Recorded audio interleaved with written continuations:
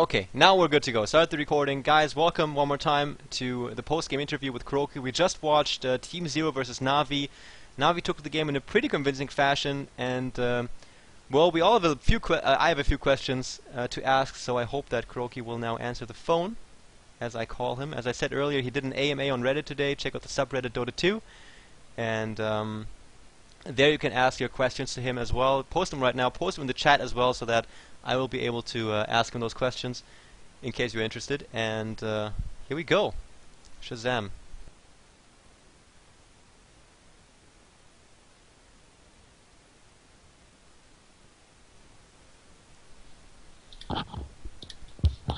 Hello. Yeah. How are you doing? I'm fine. Doing good. It was we have a bunch of viewers here that are listening in on our call. Thanks again for doing this interview.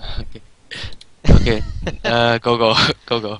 Yeah, dude, it looked from the get-go on the draft, it looked like you were kind of banking a little bit on the fact that you will have a relatively stable laning phase in regards to that PA pick, for example. But it just kind of didn't seem to go your guys' way. It's all started out in my mind kind of with that, with the fact that Alex and Black weren't able to get that kill on Brood, and kind of things went downhill as soon as the laning phase ended. Can you give us your perspective on what happened in the game and talk us through it kind of chronologically? Well, basically, I shouldn't have given them Brood. Brood won them the whole game, since you can't keep Brood down with Resta plus X. I knew it. I banned Windrunner in the second ban phase because I was too confident in Bounty Hunter countering Brood, which was stupid because Navi just excelled on the laning phase. So basically it was Brood getting first blood.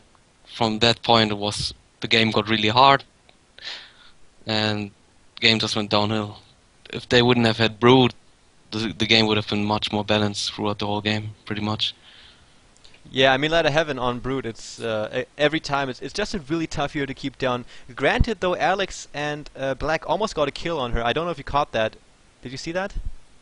Yeah, it was actually really close. It was like Brood was one hit away from death, and Yeah. I think that first blood, like if we would have gotten first blood, the game would have been 20 minutes longer at least.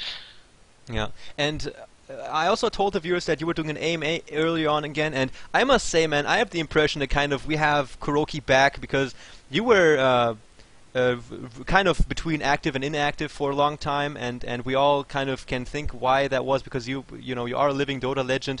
But now it kind of seems that with Team Zero you have really committed to a team and to a cause, and you guys have been very successful, and Navi was the first team that kind of beat you.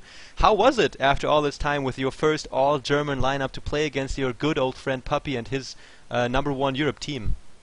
Well, we were excited to play them. It was fun, it was short, and it was stupid because it's best of one. I would have liked to just play more games against them on a serious basis. So I fucked up with as I said, with the draft. I shouldn't have given them Brood. That limited our game too much. So I'm kinda really mad at myself, but shit happens. Yeah, I guess. Let me just quickly go through here. If you have a few more minutes, you probably want to go smoke a cigarette or something, but... No, I'm fine. Go ahead.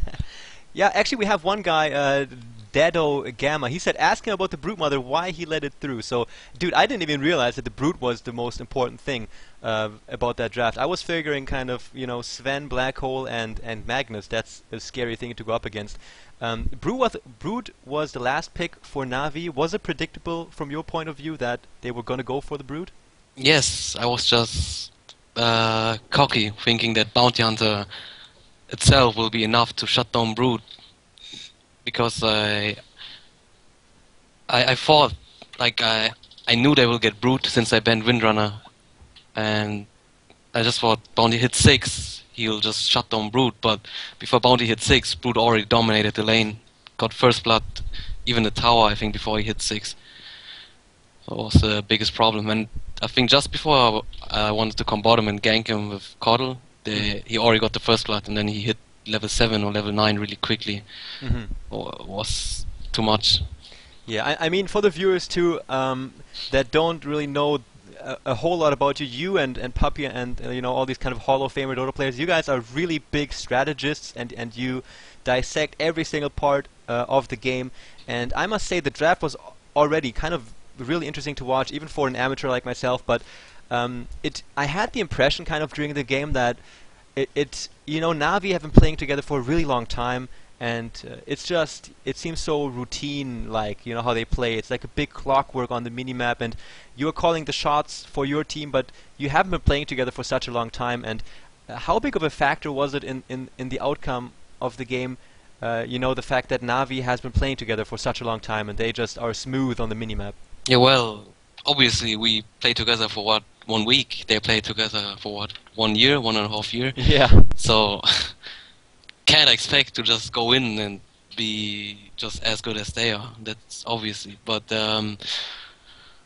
well, I can't say much about it. We will try to bounce back quickly, since a lot of good tournaments coming up, and we got another game soonish, 5 minutes I think, and then we're gonna keep practicing. That's our job for now. All right. Well, that is questions in regards to the game. Is there anything else you do want to say about the game itself? Anything that comes to mind when you think about this game you just played?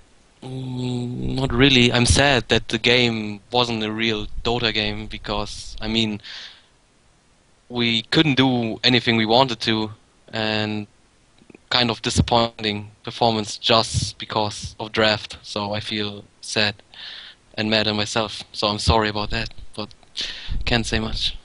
Alright, understood. But as you said, man, you guys have been playing for a really short amount of time. Navi has been playing together for the longest time and practicing professionally and stuff. And I must say, personally, man, I'm really happy to see you again in the competitive scene like that with your own team. It's all German. That's awesome as well. So best of luck in the future. Thanks for the interview, and I hope to see you again in the future. Thanks. Alright guys, that was KuroKy, and he's now heading off into another game. Unfortunately, I wasn't able to ask him any more questions, mainly because he said he's going to have another game, so I wanted to keep it on topic, which was the game he just played. The Necrolite games, I mean, I wish I could have just had him on for a little while longer, but that's how it goes. He does have an AMA open.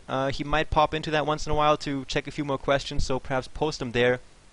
But until then, that is it for the interview and the questions.